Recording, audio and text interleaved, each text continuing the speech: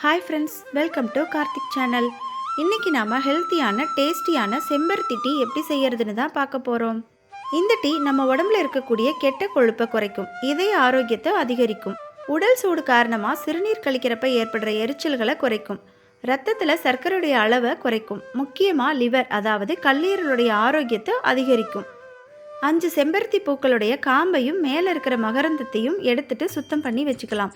1 cup தண்ணியை கொதிக்க வச்சு அதில் 1/4 டீஸ்பூன் சீரகம், அதில் பாதி அளவு ஓமம் போட்டு தண்ணி நல்லா காஞ்ச உடனே எடுத்து வச்சிருக்கிற பூக்களை போட்டு 2 நிமிஷம் வேக விடலாம். பூக்கள் வெந்து தண்ணி கலர் மாறின உடனே 1/4 டீஸ்பூன் சுக்குப்பொடி சேர்த்துக்கலாம்.